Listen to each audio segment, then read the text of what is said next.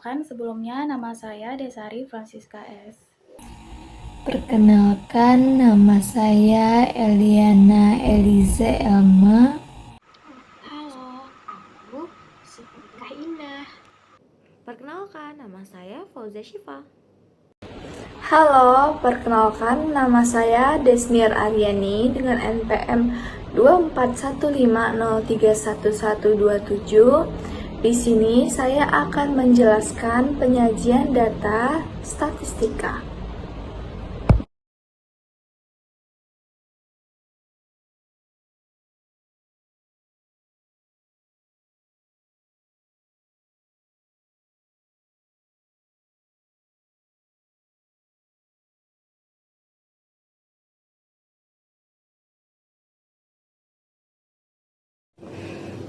Halo teman-teman, pada video ini saya bersama teman-teman saya akan menjelaskan materi dasar dalam mata kuliah probabilitas dan statistika.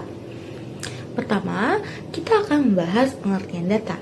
Data merupakan kumpulan fakta, angka, atau informasi yang diperoleh dari hasil pengamatan, pengukuran, atau pencatatan terhadap suatu objek atau peristiwa tertentu. Dalam statistika, data berperan sangat penting karena seluruh proses analisis dan pengambilan kesimpulan didasarkan pada data tersebut. Tanpa data, kita tidak dapat melakukan perhitungan maupun membuat interpretasi secara ilmiah. Contoh data dalam kehidupan sehari-hari antara lain yaitu nilai ujian mahasiswa, jumlah kendaraan yang melewati jalan tertentu, tinggi dan berat badan seseorang, serta hasil kuesioner atau survei. Data itu juga dapat dibedakan menjadi data primer, yaitu data yang diperoleh secara langsung oleh peneliti, dan data sekunder, yaitu data yang diperoleh dari sumber lain seperti laporan atau arsip. Selanjutnya adalah pengertian variabel. Variabel merupakan suatu karakteristik, atribut, atau ciri dari objek penelitian yang nilainya dapat berubah atau berbeda antara satu objek dengan objek lainnya. Variabel digunakan untuk merepresentasikan data yang akan dianalisis. Dengan kata lain, variabel adalah sesuatu yang diukur atau diamati dalam penelitian statistika. Sebagai contoh, dalam penelitian tentang prestasi mahasiswa, variabel yang dapat diamati antara lain nilai IPK, jumlah jam belajar, dan tingkat kehadiran. Berdasarkan bentuknya, variabel dapat dibedakan menjadi dua jenis, yaitu variabel kualitatif dan variabel kuantitatif. Variabel kualitatif merupakan kategori seperti jenis kelamin atau jurusan, sedangkan variabel kuantitatif berupa angka seperti umur, tinggi badan, atau nilai ujian. Selanjutnya adalah skala pengukuran. Skala pengukuran merupakan cara atau aturan yang digunakan untuk mengklasifikasikan data berdasarkan sifat dan karakteristiknya. Pemilihan skala pengukuran yang tepat sangat penting karena berpengaruh pada metode analisis statistik yang digunakan. Dalam statistika terdapat 4 jenis skala pengukuran, yaitu skala nominal, ordinal, interval, dan rasio. Nah, skala nominal itu adalah skala pengukuran yang paling sederhana. Skala ini hanya digunakan untuk mengelompokkan data tanpa adanya urutan atau tingkatan. Contohnya adalah jenis kelamin, agama, atau warna. Lalu ada skala ordinal. Skala ordinal merupakan skala yang memiliki urutan atau tingkatan, tetapi jarak antar tingkatannya tidak dapat ditentukan secara pasti. Contohnya adalah peringkat lomba, tingkat pendidikan, atau tingkat kepuasan. Lalu ada skala interval. Skala interval memiliki urutan dan jarak yang sama antar nilai, namun tidak memiliki nol mutlak. Contohnya adalah suhu dalam derajat Celcius atau Fahrenheit. Pada skala ini, operasi penjumlahan dan pengurangan dapat dilakukan. Yang terakhir ada skala rasio. Skala rasio merupakan skala pengukuran paling lengkap karena memiliki urutan, jarak yang sama, serta nol mutlak. Contohnya adalah berat badan, tinggi badan, usia, dan jumlah pendapatan. Pada skala rasio, semua operasi matematika dapat dilakukan. Dari penjelasan tersebut, dapat disimpulkan bahwa data merupakan hasil pengamatan, variabel adalah karakteristik yang diamati, dan skala pengukuran adalah cara untuk mengelompokkan data. Ketiga konsep ini menjadi dasar penting dalam mata kuliah probabilitas statistika.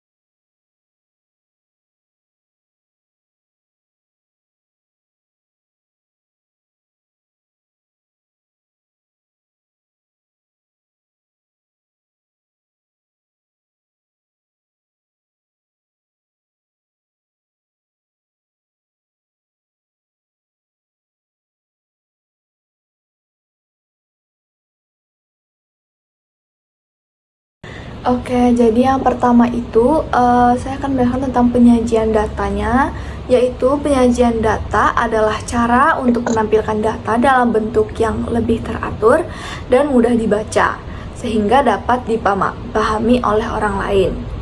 Kemudian, ada tujuan penyajian datanya antara lain, yang pertama itu mempermudah pembacaan data, yang kedua mempermudah perbandingan data, yang ketiga, menarik kesimpulan dengan cepat. 4. Membuat data lebih menarik dan informatif. Penyajian data dapat dilakukan dalam berbagai bentuk, tergantung pada jenis dan tujuannya. Yang pertama itu ada penyajian data dalam bentuk tabel. Nah, Jadi dalam penyajian dalam bentuk tabel ini, tabelnya itu menyajikan data dalam bentuk baris dan kolom. Contohnya itu adalah tabel nilai siswa yang berisi nama siswa dan nilai ulangan. Nah, kelebihan tabel itu datanya itu tersusun rapi, kemudian informasinya lengkap dan dapat mudah dibaca. Sehingga kalau misalkan kita ngelihat tabel itu kayak langsung dapat dilihat datanya gitu. Semisal tabel nama siswanya itu nama saya Desniar Aryani, kemudian nilai ulangan di sebelahnya itu 100, dan kan nama siswanya tidak hanya saya sendiri tetapi ada banyak siswa kan. Jadi penyajian data dalam bentuk tabel ini dia bisa dapat dilihat informasinya satu-satu, dan dia itu ada pembatasnya di setiap tabelnya itu, sehingga kita dapat mudah melihat misalkan nama Desniar Aryani segini nilainya, Fauziah Syifa segini nilainya, dan seterusnya begitu. Namun, tabel ini nih kurang efektif jika digunakan untuk menunjukkan perbandingan secara visual. Kemudian, yang kedua ada diagram batang. Diagram batang menyajikan data menggunakan batang-batang persegi panjang. Yang di diagram batang ini sering digunakan untuk membandingkan jumlah data, menunjukkan perbedaan antar kategori. Contohnya adalah jumlah siswa di setiap kelas. Semakin tinggi batang, semakin besar nilai datanya. Diagram batang mudah dipahami dan sering digunakan dalam presentasi. Kayak contohnya nih, di diagram batang itu semisal berapa orang yang misalkan 10 dari satu kelas itu suka dengan bola gitu, menonton bola. Kemudian 10 lagi atau 5-nya lagi itu dia menyukai menonton pertandingan baseball gitu.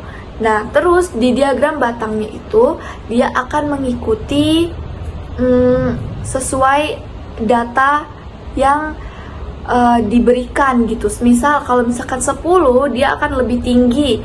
Kalau dia 5 orang yang menyukai penontonan baseball itu dia akan lebih rendah. Jadi kita bisa melihat perbandingannya. Kemudian yang ketiga itu ada diagram garis.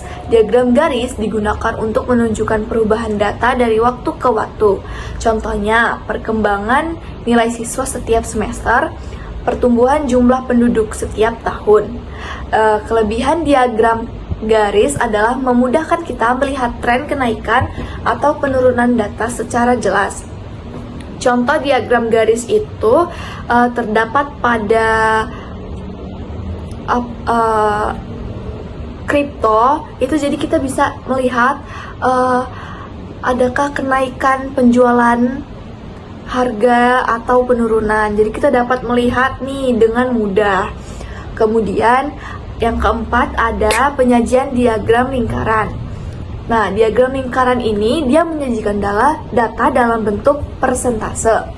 Lingkaran dibagi menjadi beberapa bagian sesuai dengan besar data. Diagram ini cocok digunakan untuk menunjukkan perbandingan bagian terhadap keseluruhan. Contohnya adalah persentase jenis hobi siswa atau penggunaan waktu dalam sehari. Dengan memilih penyajian data yang tepat, informasi dapat disampaikan dengan lebih efektif. Nah, dari penyajian data yang saya sampaikan itu dapat disimpulkan bahwa statistika itu sangat penting dalam kehidupan sehari-hari. Penyajian data bertujuan mempermudah pemahaman data. Bentuk penyajian data harus disesuaikan dengan tujuan dan jenis data. Dengan penyajian data yang baik, data tidak hanya menjadi angka, namun menjadi informasi. Selanjutnya, kita akan membahas ukuran pemusatan data. Ukuran pemusatan data merupakan ukuran statistik yang digunakan untuk mengetahui nilai yang mewakili atau menggambarkan kecenderungan pusat dari sekumpulan data. Dengan ukuran pemusatan data, kita dapat melihat gambaran umum dari data tanpa harus melihat seluruh nilai satu persatu. Nah, ukuran pemusatan data yang paling sering digunakan itu adalah mean, median, dan modus. Mean atau rata-rata merupakan ukuran pemusatan data yang diperoleh dengan cara menjumlahkan seluruh nilai data, kemudian membaginya dengan banyaknya data. Secara matematis, mean dapat dituliskan sebagai jumlah seluruh data dibagi dengan jumlah pengamatan. Mean sering digunakan karena dapat menggambarkan nilai rata-rata dari keseluruhan data. Namun mean sangat dipengaruhi oleh nilai ekstrim, sehingga kurang tepat digunakan jika terdapat data yang terlalu besar atau terlalu kecil. Selanjutnya, median. Median merupakan nilai tengah dari sekumpulan data yang telah diurutkan dari yang terkecil hingga terbesar atau sebaliknya. Jika jumlah data ganjil, median adalah nilai yang berada tepat di tengah. Namun, jika jumlah datanya itu genap, median diperoleh dengan mengambil rata-rata dari dua nilai yang berada di tengah. Median tidak terlalu dipengaruhi oleh nilai ekstrim, sehingga sering digunakan untuk data yang memiliki penyimpangan atau distribusi yang tidak simetris. Yang terakhir itu modus. Modus merupakan nilai yang paling sering muncul dalam suatu kumpulan data. Suatu data dapat memiliki satu modus, lebih dari satu modus, atau bahkan tidak memiliki modus sama sekali. Modus biasanya digunakan pada data kategorik atau data kualitatif, seperti jenis kelamin atau warna, karena tidak memerlukan perhitungan matematis.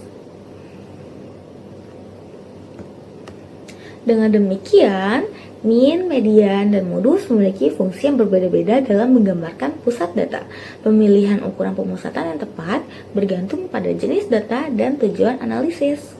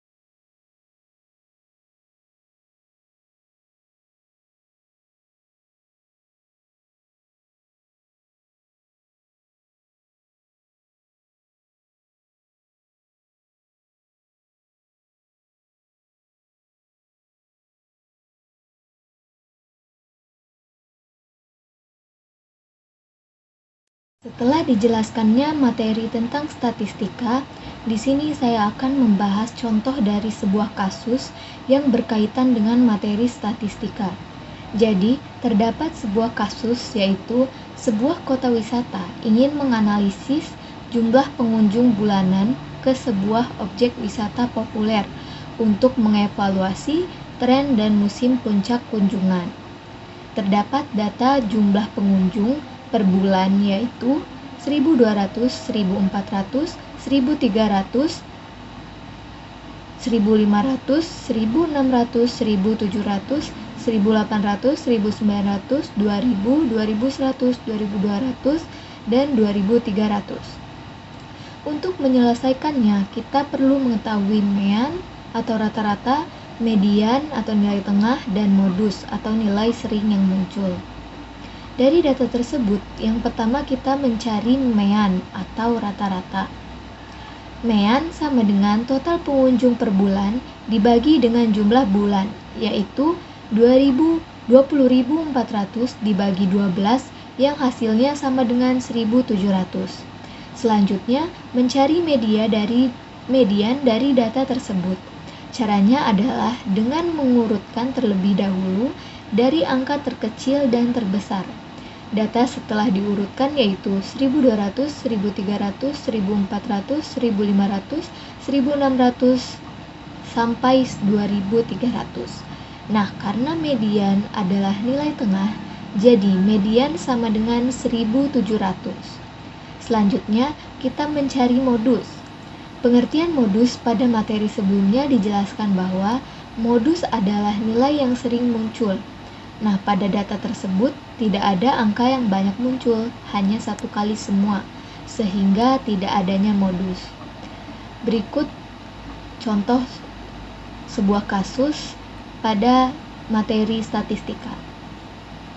Halo semuanya, jadi di sini saya akan menjelaskan materi peluang tentang ruang sampel dan kejadian. Sebelum masuk ke materi tentang ruang sampel dan kejadian, saya ingin menjelaskan sedikit tentang peluang, yaitu pengertiannya. Pengertian peluang adalah ukuran kemungkinan terjadinya suatu peristiwa atau kejadian. Sering disebut juga probabilitas, yang nilainya berkisar antara 0 atau tidak mungkin hingga 1 atau pasti terjadi. Sederhananya, peluang itu adalah kesempatan terjadinya sesuatu dan banyak digunakan dalam matematika, statistik, hingga kehidupan sehari-hari seperti memprediksi cuaca, permainan dadu, hingga investasi. Jadi, di peluang itu terdapat beberapa elemen penting seperti ruang sampel, titik sampel, dan kejadian. Nah, di sini saya akan menjelaskan tentang ruang sampel dan kejadian. Jadi, ruang sampel adalah himpunan dari semua hasil yang mungkin dari suatu percobaan. Ruang sampel dinotasikan dengan S besar. Banyaknya anggota ruang sampel dinyatakan dengan N dalam kurung S. Sedangkan titik sampel adalah anggota pada ruang sampel. Jadi, contohnya seperti pada pelemparan satu buah koin, di mana di satu koin itu terdapat angka dan gambar. Nah, ruang sampel atau S-nya itu sama dengan angka gambar. Kemudian, titik sampelnya itu angka dan gambar. Dan banyaknya anggota ruang sampel atau N dalam kurung S itu sama dengan 2, karena angka dan gambar. Selanjutnya, saya akan membahas tentang kejadian. Jadi, kejadian itu adalah himpunan bagian dari ruang sampel. Kejadian dinotasikan dengan satu huruf kapital seperti A, B, C, D, E, sampai Z. Banyak anggota kejadian A itu ditulis dengan N dalam kurung A, kemudian banyak anggota kejadian B itu ditulis N dalam kurung B, dan seterusnya. Jadi contohnya itu pada pelemparan sebuah dadu. Misalkan kejadian A adalah munculnya bilangan genap, maka kejadian A sama dengan dalam kurung 2, 4, 6. Kemudian, banyaknya anggota kejadian A itu sama dengan 3, karena dari angka 2, 4, dan 6.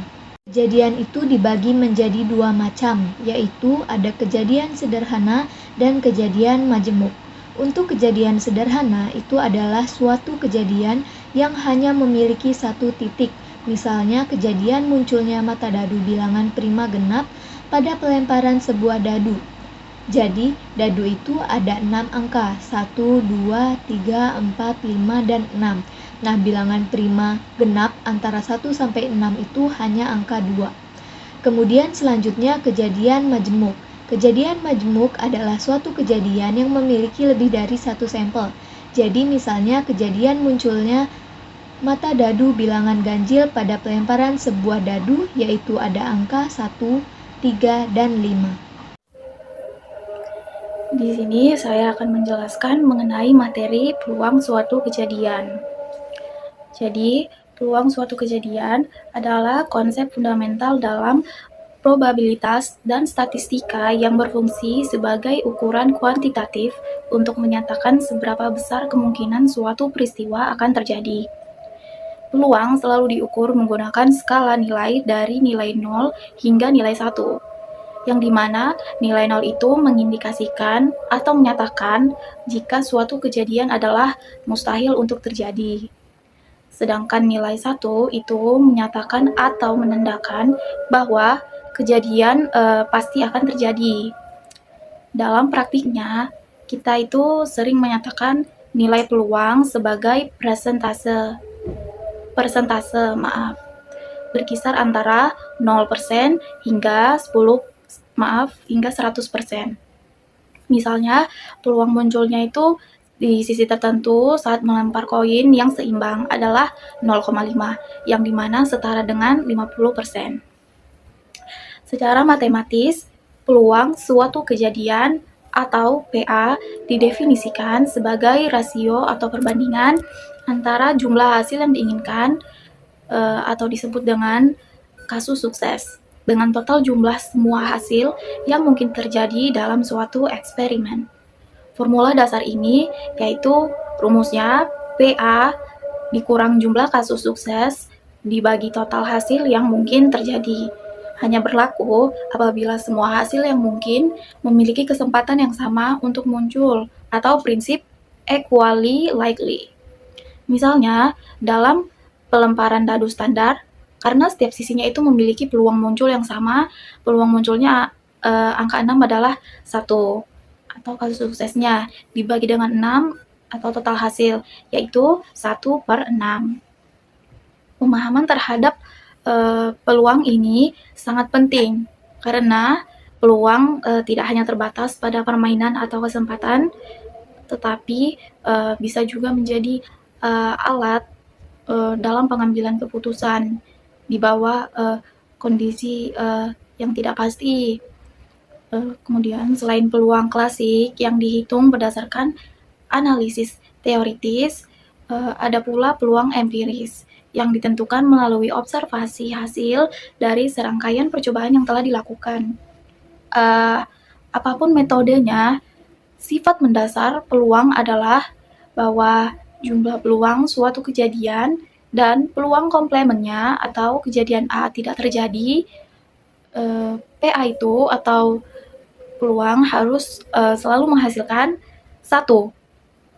Dengan memahami cara menghitung dan menginterpretasikan nilai peluang, kita dapat secara rasional memprediksi, mengevaluasi risiko, dan membuat keputusan yang lebih tepat dalam berbagai aspek kehidupan, mulai dari sains, ekonomi, hingga perencanaan bisnis.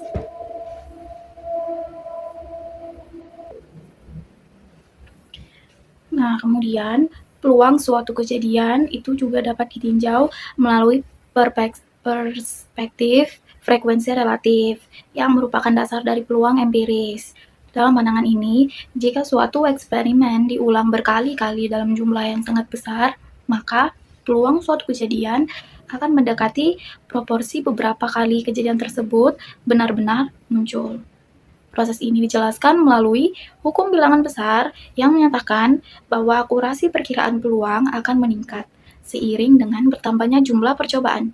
Dengan kata lain, semakin banyak data yang kita kumpulkan dari suatu proses acak, semakin dekat peluang empiris yang kita hitung dengan nilai peluang teoritis atau klasik yang sesungguhnya. Selain itu, penting untuk kita membedakan antara konsep kepastian dan probabilitas. Meskipun kita tidak dapat memprediksi hasil tunggal dari suatu percobaan, kita itu dapat atau bisa memprediksi pola hasil dalam jangka panjang menggunakan peluang-peluang suatu kejadian. Dalam konteks yang lebih luasnya, peluang itu suatu kejadian selalu didasarkan pada definisi ruang sampel. Ruang sampel adalah himpunan semua hasil yang mungkin dapat terjadi dari suatu eksperimen. Kejadian A yang kita hitung peluangnya harus merupakan subset atau bagian dari ruang sampel tersebut. Perhitungan peluang yang akurat sangat bergantung pada pendefinisian ruang sampel yang lengkap dan benar. Memastikan bahwa setiap hasil yang mungkin telah diidentifikasi. Peluang bersyarat adalah konsep dalam probabilitas yang menyatakan peluang terjadinya suatu kejadian A dengan ketentuan bahwa kejadian lain B telah terjadi terlebih dahulu. Artinya, perhitungan peluang suatu kejadian tidak lagi didasarkan pada seluruh ruang sampel, melainkan hanya pada sebagian ruang sampel yang memenuhi bagian kejadian B saja. Peluang bersyarat ini dapat dinyatakan dengan notasi yang kita baca sebagai peluang A dengan syarat B terjadi. Nah, notasi ini menunjukkan bahwa kejadian B dianggap sudah pasti terjadi, sehingga perhitungan peluang kejadian A dilakukan berdasarkan kondisi tersebut. Konsep peluang bersyarat ini sangat penting dalam probabilitas dan statistika karena banyak permasalahan nyata yang melibatkan pengambilan keputusan berdasarkan informasi atau kejadian sebelumnya. Rumus peluang bersyarat yang dapat dibaca dengan peluang kejadian A dengan syarat kejadian B terjadi terlebih dahulu sama dengan peluang kejadian A dan kejadian B yang terjadi bersamaan dibagi dengan peluang kejadian B dengan syarat peluang B tidak boleh sama dengan 0.